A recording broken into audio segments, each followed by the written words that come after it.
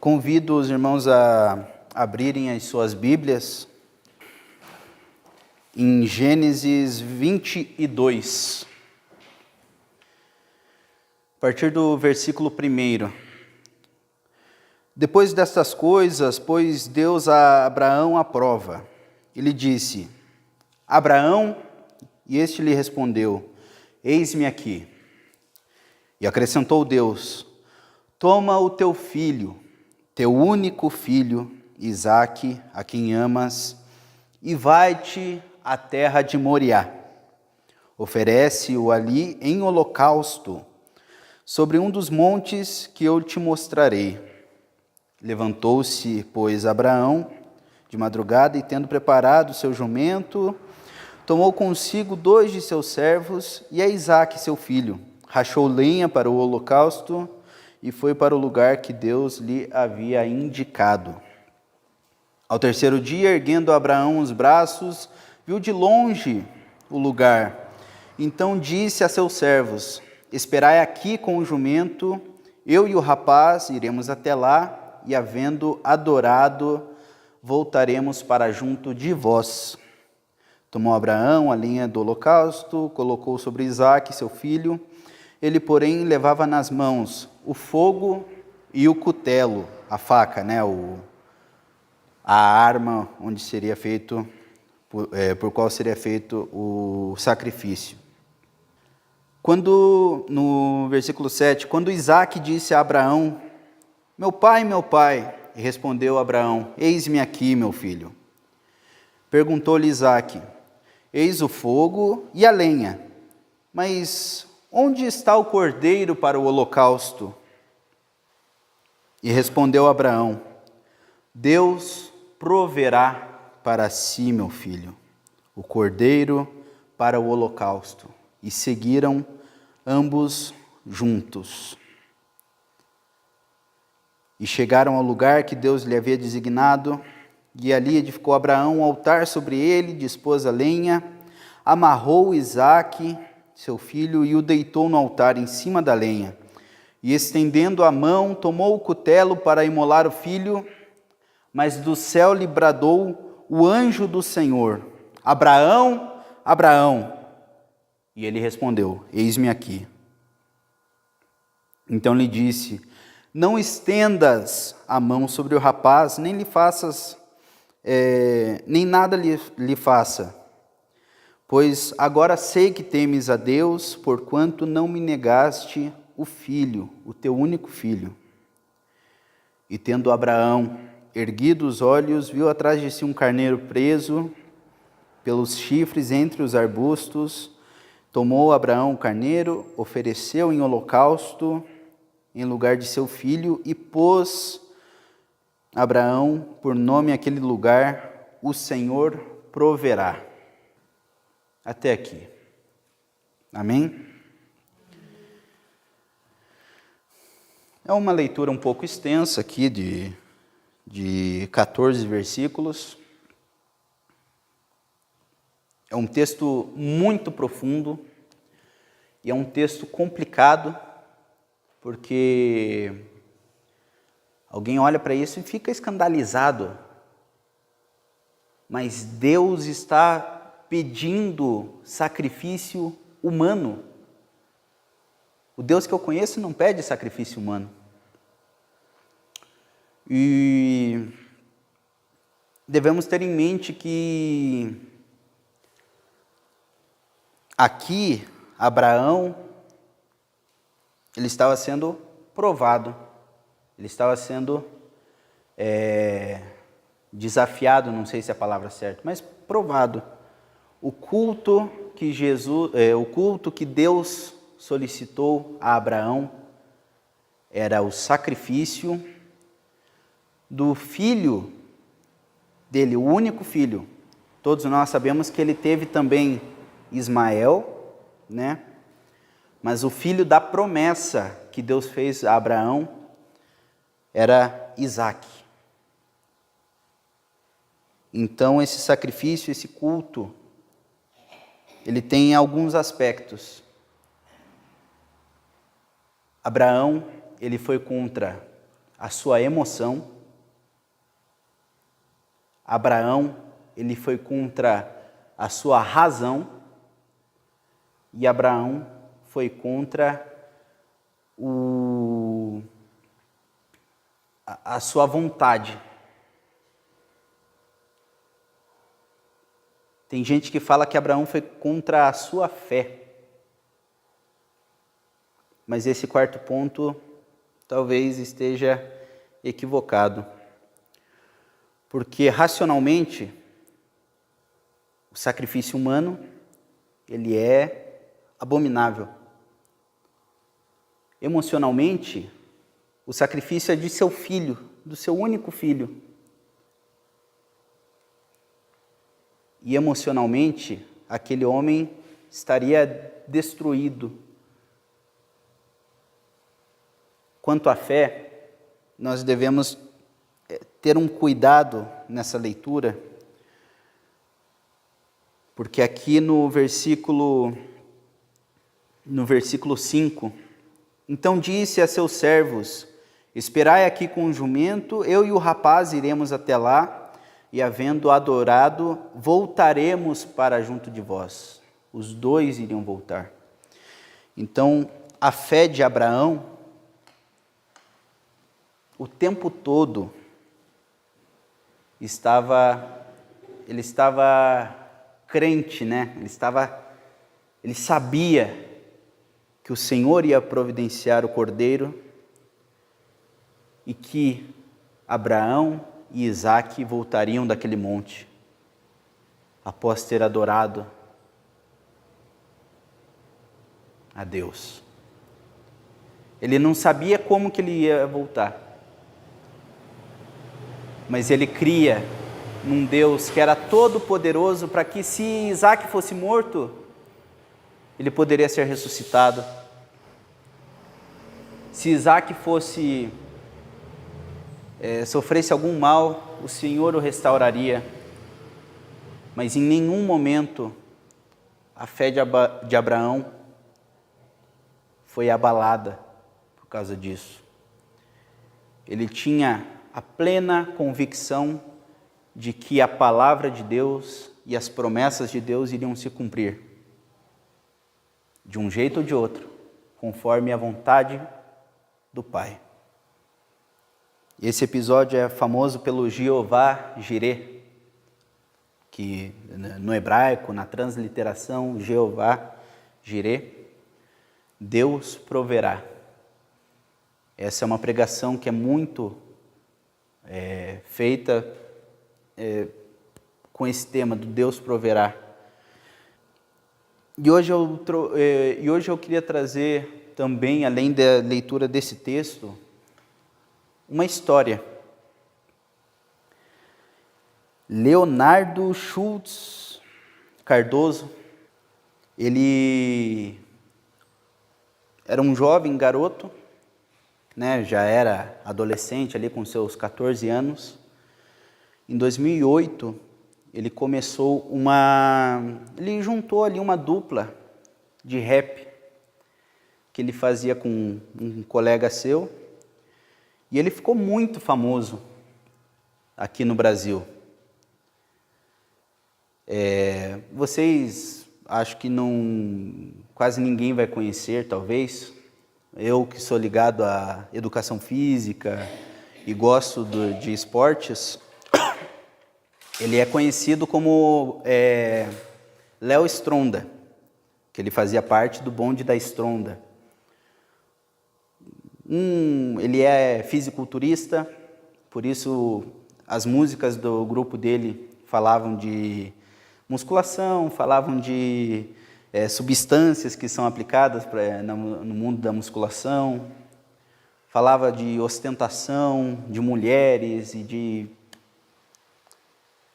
coisas do mundo, enfim. Nessa parte da carreira dele eu não conhecia, eu vim a conhecer ele por causa do fisiculturismo mesmo. Ele é muito carismático, ele é engraçado, ele é divertido.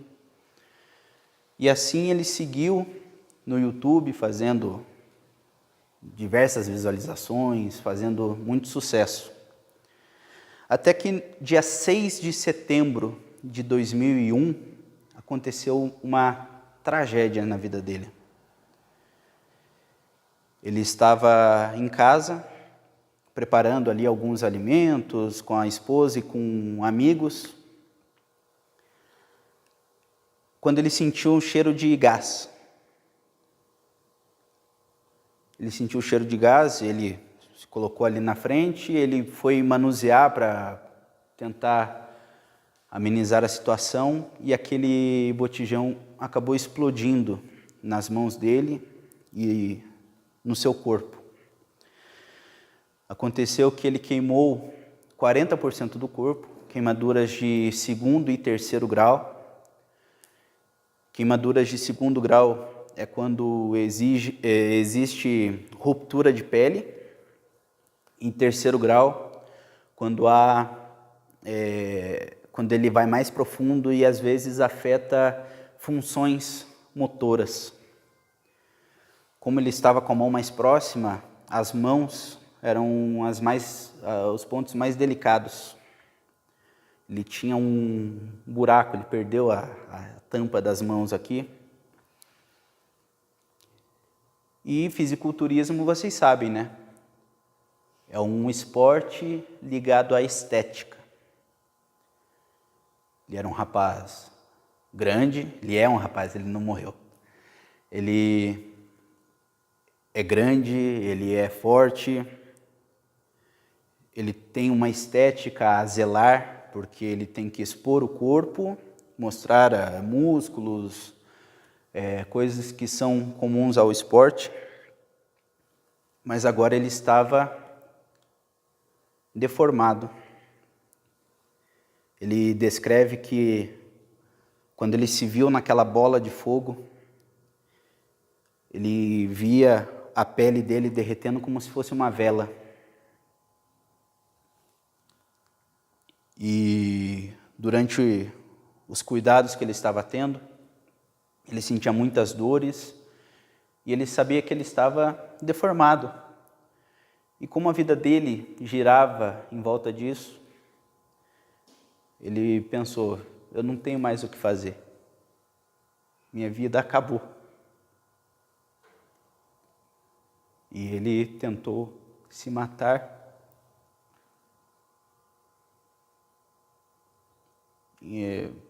Pedindo mais morfina, ele tentava se matar porque ele não via mais razão na sua existência.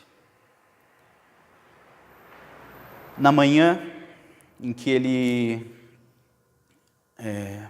depois da noite que ele tentou o suicídio, ele recebeu uma visita. Ele estava um pouco grogue ainda, um pouco sem as suas faculdades, por causa dos anestésicos, né? Porque ele, todos os dias, de tempos em tempos, ele tinha que fazer uma raspagem da pele queimada. Eu não vou lembrar o nome do procedimento, mas é uma raspagem que dói muito. E o médico falou, eu preciso conversar com você quando você estiver melhor. Ele pensou, vai ser só mais uma tragédia, vai ser mais alguma notícia ruim. A notícia é que um procedimento pioneiro estava vindo para o Brasil, ele estava trazendo para o Brasil. E o Leonardo, né, o Léo, ele seria uma das primeiras pessoas a testar esse método no Brasil, que é o método onde o tratamento é feito com pele de peixes, pele de tilápia, onde você coloca aqui, o corpo assimila bem e faz uma recuperação melhor. Passado algum tempo, ele deram alta para ele e ele foi diagnosticado com 99% de melhora. Ele estava praticamente perfeito. única coisa que ele via, pele, homem, homem, homem, peixe, peixe, peixe, homem, homem, homem. E se isso não é providência de Deus, no momento certo, no momento que ele precisou, Deus lhe mostrou, Deus lhe deu condições de curar o seu problema. Deus age de muitas formas, de muitas maneiras. Às vezes a providência que nós precisamos nem sempre será um milagre visível dessa forma, uma cura praticamente perfeita. Porque eu não estou aqui falando que se você se queimar, Deus vai trazer uma cura milagrosa para você. Mas Deus falou com aquele rapaz e há 5 dias atrás ele postou um vídeo contando essa história, contando do grupo musical dele, e contando, anunciando que ele ia se separar do grupo e que ele se converteu e entregou a vida a Jesus. Devemos ter muito cuidado quando celebridades assumem um compromisso público com Deus, porque muitas vezes é mídia, muitas vezes é uma tentativa de aparecer, e nós já vemos isso já vimos isso muitas e muitas vezes na mídia. Mas com o testemunho desse rapaz eu fiquei tocado. Eu acredito que é sincero, que há uma vida transformada ali e que o Senhor o abençoe nessa nova caminhada como nova criatura em Cristo Jesus.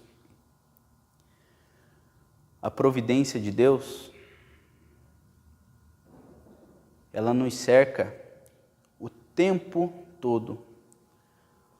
Às vezes ela é algo grandioso, com uma bela história, como foi no caso do Léo. Às vezes é aquela coisa tão simples, os pequenos milagres que Deus faz. Tudo isso é provisão de Deus. Deus é provedor. Ele nos abençoa o tempo todo. O tempo todo nós somos agraciados por Deus. Seja porque a nossa alma, nossa vida foi salva pelo sacrifício de Cristo, sendo porque o Senhor nos oferece prosperidade. Mas mesmo que não haja prosperidade, o Senhor é Deus e é digno de ser adorado. Mesmo que eu perca a minha habilidade de tocar violão, não é o fim.